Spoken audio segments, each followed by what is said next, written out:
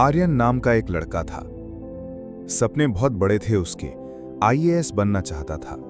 दिन रात पढ़ाई करता, लेकिन 3 बार एग्जाम में फेल हो गया।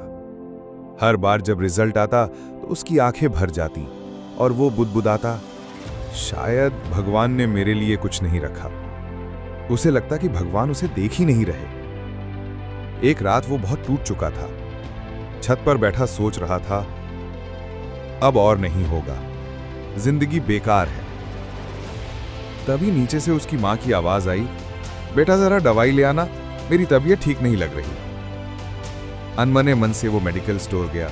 रास्ते में देखा कि एक छोटी बच्ची सड़क किनारे किताब पढ़ने की कोशिश कर रही थी, लेकिन वहां अंधेरा था। आर्यन रुका और अपनी टॉर्च से रोशनी दी। बच्ची ने सिर उठाकर कहा, भैया आप ना होते तो मैं पढ़ नहीं पाती, मुझे टीचर बनना है।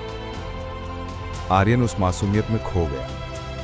कुछ हफ्तों बाद उसके मोहल्ले में बच्चों के लिए एक छोटा फ्री ट्यूशन सेंटर खुला। आर्यन ने सोचा, पढ़ाई तो मेरी अपनी नहीं बनी, क्यों ना इन बच्चों की मदद करूं। वो बच्चों को पढ़ाने लगा। शुरुआत में बच्चे कम आते थे, लेकिन धीरे धीरे 10-15 बच्चे जुड़ गए। उसका दिन फिर से रोशन होने लगा।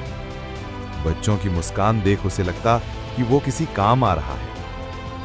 कुछ साल बाद वही ट्यूशन सेंटर एनजीओ बन गया। आर्यन अब फाउंडर कहलाने लगा। उसके पढ़ाए हुए बच्चे स्कूलों और कॉलेजों में अव्वल आने लगे। एक दिन वही छोटी बच्ची जो अंधेरे में पढ़ रही थी, उसके पास आई और बोली, भैया मैं टीचर बन गई हूं आपकी वजह से।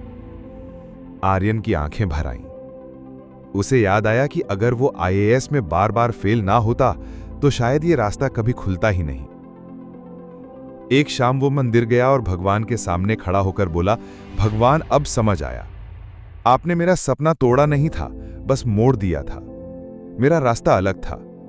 आपने मेरे लिए ये सब पहले से तय किया था।